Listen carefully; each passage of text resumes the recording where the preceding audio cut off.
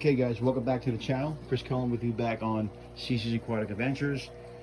We're back in the fish room. We did a couple of videos outside. Goldfish are doing great. We had some melting going on. I'll do a follow-up video eventually. Don't get many views on the pond videos for some reason. Don't know why. But it's very interesting how the fish are still alive. I got the big hole for oxygen exchange. They're doing great out there. I'll do a video on that upcoming here.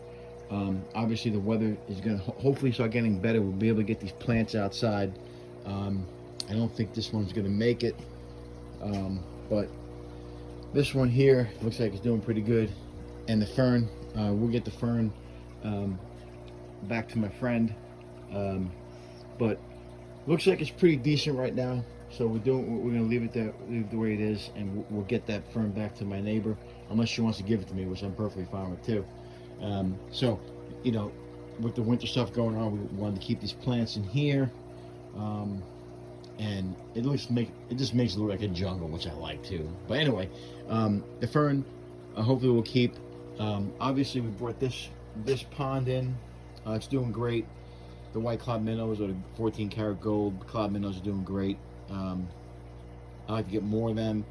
I did lose some because of the winter. Didn't get warm enough in the enclosed porch.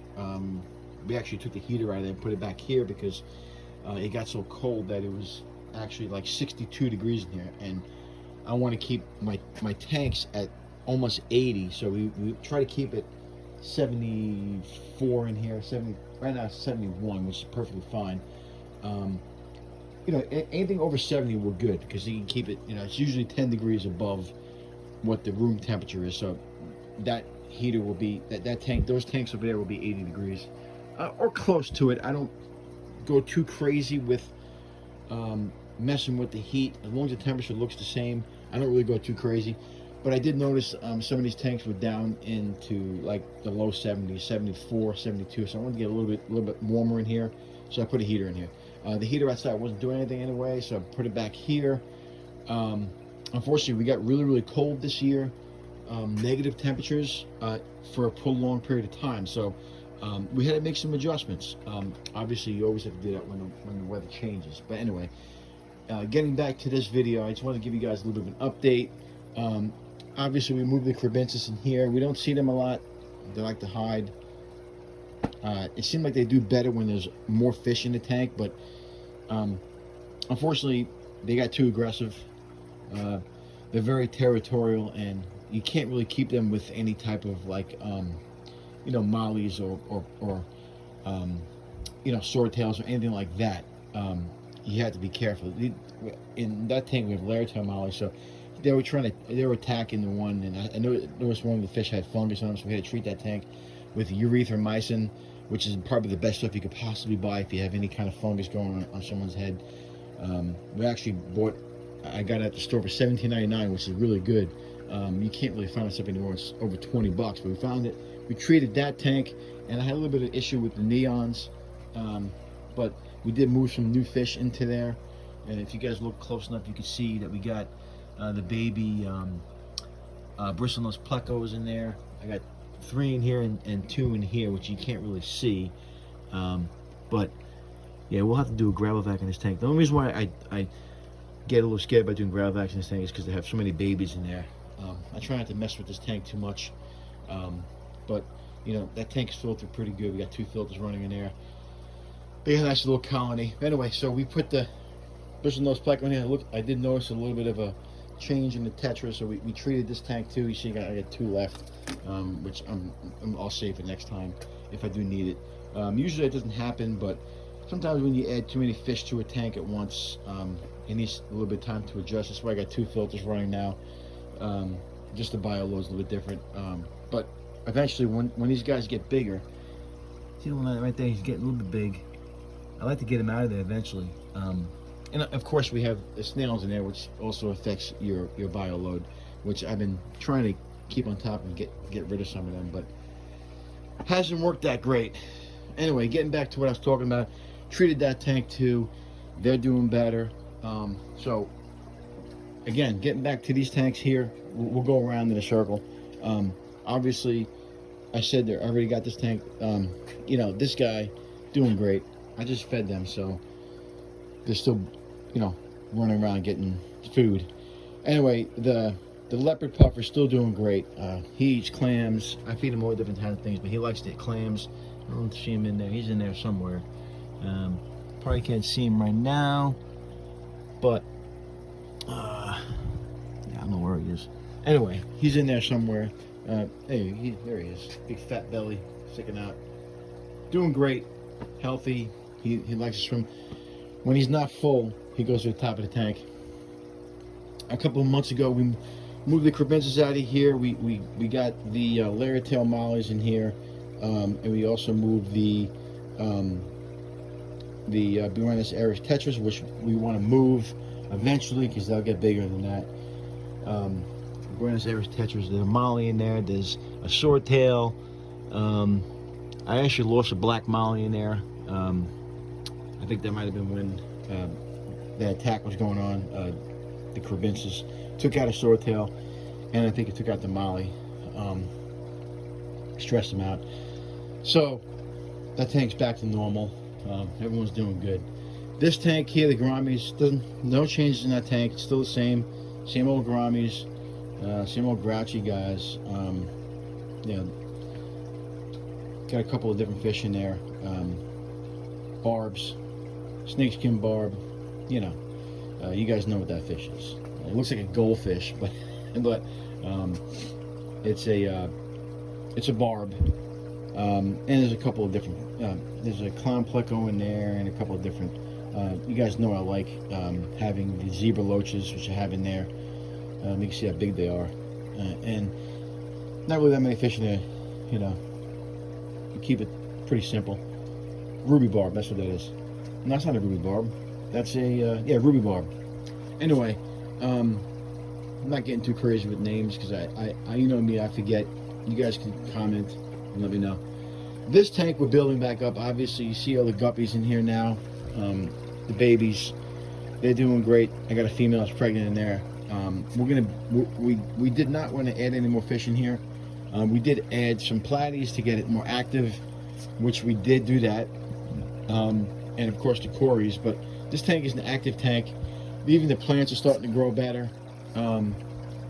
It's just an awesome tank. I'm glad that we put these platies in there, which we got at an auction. Now the guppies are starting to breed. These are live bearer tanks, so you guys know that if you have a live bearer tank, you know that they drop their babies out of the womb, just like, you know, we do, but a little bit different. They just drop into the water, and that's how they have babies. You can see there's a platy back there that's pregnant. This guppy right here is pregnant. You can see about ready to give birth. But these cories, you can see right here, they lay some eggs. You don't really see the cories laying eggs that much. They're right there, and there's some on a filter back there. You can see. And actually, there's a couple over here. I think I saw on the tank, like right there. So cories lay eggs on glass like that. It's very normal, very common. So we know that, you know, the cories are not live bearers, so they lay eggs. So we know there's only fish in there that lay eggs, and they didn't lay eggs at all in this tank. They laid eggs in this tank, though. You can see it right here. But you can see this tank's getting better. The plants are even doing better. You can see that they have some issues with these, but we're gonna keep letting it grow. We got some stuff we could use in there. This tank also has snails, but this is a lively tank. I'm happy that we got this tank up and running. It's a great tank. We're very happy. Of course, the 125 guys, you guys know what's in there. Nothing's changed. Baylor Shark's doing great. Everybody's doing great. No real changes in there. They're all doing great. The only thing I did see a change in was the 75 gallon. Obviously, we put the one of the two. I can't think of the name of the fish now. Severum. There you go. Rainbow Severum. We put one there, and one's still sitting in here.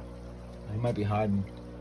He's getting big too, but we had a problem with them. They were kind of fighting, so we want to make sure that they're not going to fight anymore. So we're going to wait a little bit until we put them in there. Obviously, the angelfish is still in there. I built this little cave for this guy, the Raphael. He was kind of hiding out this way. You can see they keep moving it though. It's frustrating because the Geophagus back there, he likes to dig, and you can see that he's already moved the slate. I'm gonna have to fix that slate. Down here, of course, we got the polar convicts. I'm trying to move these guys. I haven't been able to get any takers, so I'm hoping that we can we can trade eventually, but we'll see. They're too aggressive for me. You know, obviously we got a big pleco in there, and there's a fly. I can't think of that guy right there. Yeah, we have another one in that tank too. It's a I can't think of the name of it. Man, I'm so bad with my memory right now. It's a yeah. Anyway, I don't remember the name of the fish. This tank hasn't changed. Obviously, we've got tetras in there. There's a bunch of cories in here. There's a big pleco right there hanging out. His fat belly, which is good. So no real big changes in here. We did have, obviously, we rescued these. That's a giant daddy. We rescued these daddios. They're doing really good up on the top. They're kind of like schooling together, which is cool. Yeah, they're exciting. And obviously down here, we still got the troglodytes. They laid more eggs, or they had more babies. So we're excited about that. We're gonna try to get rid of some of those guys, but breeding wise, we're good. Hopefully we'll eventually be able to make some trades. We like to make moves, make different situations with fish. You know, we like to move things around. Obviously we see the Severn getting bigger, but yeah, we like to move fish around. Anyway, those guys are doing great. We'll keep them with their own colony. They actually get a little bit aggressive when they're with other fish, so we keep them together, just like the Crebensis. So we like to keep species that are going to get along together. Severum's in there, the green Severum. I said something else before, but that's a green Severum. This is obviously these are the dwarf killifish that do great in my tanks. There's a little colony of them in there. I leave them alone. And obviously the neon tetras, and I showed you guys the new plecos we got. The betta is doing great. Now that we got the whole thing covered better, he's doing great. You know, we might eventually move him, but we like to use this tank for a betta by himself. They seem to do better in that tank. So that's pretty much the update, guys. I wanted to show you the eggs, really. That's why when I was in the fish room feeding them, I'm like, oh, look at the eggs. They laid eggs. You know, we're excited about that. Hopefully the Cory, this is the second time they laid eggs, so we're hoping that that this time they'll hatch. I got this to put more water in that right there because it looks like it's a little bit low. We want to put these plants back out once the weather gets nice. Kind of give you guys a little bit of a back angle of these tanks. I know sometimes people like me to flip the phone over, but I don't really like doing that. I like the way videos come out. So this is pretty much the back angle of these tanks, and the way we set it up. We lost a 10-gallon tank because it had a seal problem. But I'm not going to waste my time sealing a 10-gallon when I really didn't have anything to put in there. I could always buy a new one if I want to, if I find something else to do. This is I got this, but I have to change the water in it. It's that little, I think it's the octopus or squid thing that they roll up and down. I have to change the water. I'll do that eventually. You can see this angle of this tank. You can see how big that pleco got. And of course the 55-gallon was underneath there. You can see the polar convicts. That's pretty much the way I got it set up now. I can move back and show you guys how it looks. You know, that's the other angle of it. of the 75 gallon, 55 gallon on the bottom, and obviously the 125, which sits right there, and then these smaller tanks, which we love too. So that's pretty much in the ambience of the room. Obviously, we still need to do more work on it. This will be moved out of here. I'm actually contemplating whether I want to keep the pond in here and build a different pond out there. I don't know, but we'll see. But yeah, everything's doing great, guys. Just wanted to show you that, and so hopefully next time we'll and this summer we'll start getting this stuff organized a little bit better. But for now, that's the update. Not really much to show differently, but except those eggs, which is awesome. And obviously the plecos, we're gonna be moving them to a bigger tank. The bed is doing great, as you can see.